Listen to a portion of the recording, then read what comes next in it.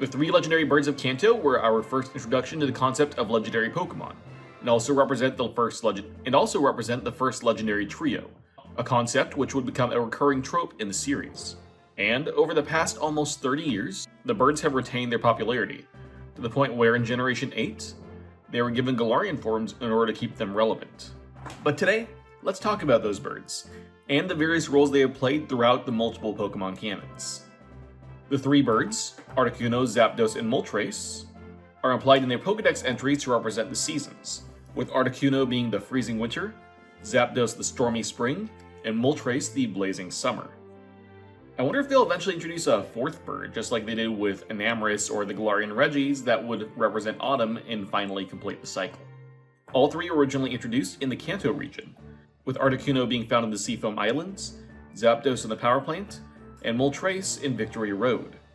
The third Pokemon in that group, however, has been moved a few times, including being placed in Mount Ember on the Sevi Islands during Fire Red and Leaf Green, moving into Mount Silver and HeartGold and Soul Silver, before finally returning to Victory Road in Let's Go Pikachu and Eevee.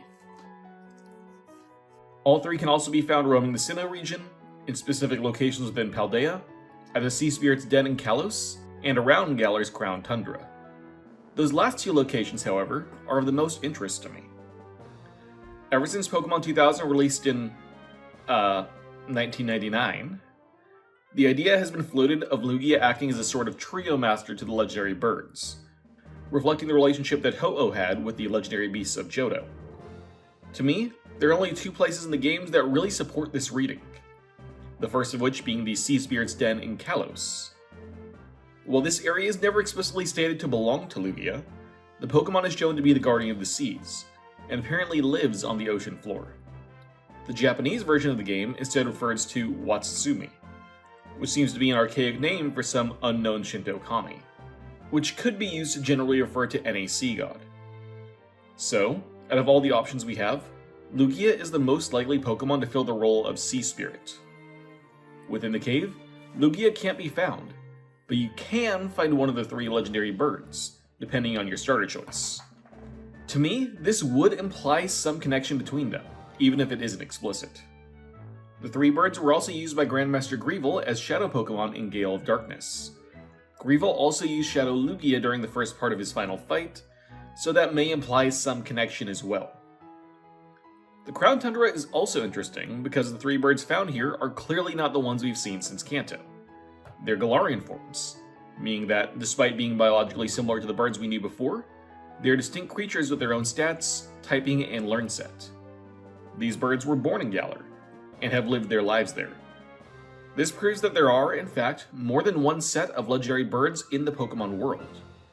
They're hardly the first set of legendaries to have this distinction, with multiple sets of legendary golems also being explicit in the games.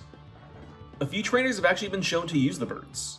In Masters EX, the original birds were given the champion forms of Red, Blue, and Leaf, while the Galarian birds are used by the champion forms of Bead, Hop, and Marnie. Going back to Articuno though, that specific Pokemon is shown to be wielded on its own more often than the other two. It is the only one of the three to appear in Pokemon Conquest, where it can perform a perfect link with Mitsuhide. Articuno is also the only legendary bird to have a trainer-owned card in the TCG, with Price's Articuno being released in the Japanese exclusive Pokemon VS expansion. That said, the TCG is kind of its own canon. I just put it here because the TCG really doesn't bring enough new information to the table to really give it its own section. While never officially being its trainer, the Kanto gym leader Blaine is often linked with Moltres, as people claim that his love of Fire-type Pokemon was based on an encounter with the Flame Pokemon in his youth. The legendary birds are also found in the Mystery Dungeon world. During Red and Blue Rescue Team, as well as Rescue Team DX, the three can be found in Frosty Forest, Mount Thunder, and Mount Blaze, though in that game they really just serve as guardians of their domain and have very little story relevance.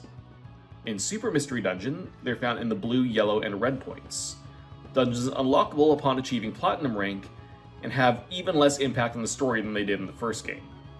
In Explorers of Sky, Zapdos can be found in Ant Plains, while Moltres is found in a giant volcano. Articuno, however, has a different role, being the guardian of the Icy Flute, one of the 7 treasures found in the post-game, and requiring the highest possible rescue team rank to attempt. A similar thing happens in Pokemon Ranger Guardian Science. Here, Articuno is given its own story scene, where the Pokemon is attacked by the game's villains and saved by the protagonist. All three later appear in the post-game mission Calm the Sky's Rage, with the three being fought in Mount Sorbet, Lauda Island, and Faldera Island. It really does feel like Articuno is given emphasis over the other two most often. I'm not entirely sure why. It isn't just because Articuno is number 1, as the Japanese names aren't numbered the same way as their English ones. In Japan, they're known simply as Freezer, Thunder, and Fire. Also, many people view Zapdos as the leader of the three birds, as it has a type advantage against both of its compatriots. However, this is reversed for the Galarian forms, as Galarian Zapdos fighting type is weak to the flying type shared by all three birds. The fact that there are multiple sets of birds actually goes on to explain something that I found to be very peculiar. In the Pokemon anime, Noland, one of the Hoenn Battle Frontier's Frontier Brains, is found using an Articuno in battle. He's actually capable of using all three birds in the games, as his team is randomized, but this is the only one any type of external media portray him as using. This isn't necessarily to say that he uses one canonically in the games though. In Pokemon Masters EX, they instead show him with a Mega Pinsir and a Ninjask. It's just interesting that they reference his ability to use the birds in the anime. Galarian Moltres also stands out, as it is labeled as one of the 6 heroes of Galar in Pokemon Horizons. The heroes are a group of 6 Pokemon owned by the ancient adventurer known as Lucius. Fighting the 6 legends is one of the major driving forces of the Horizons anime. Much like the other 3 heroes currently in possession of the Rising Volt Tacklers, it was caught by Liko. That said, this story arc is still incomplete, and we just don't know what's going to happen in the future. In the Pokemon Adventures manga, the 3 birds are caught twice.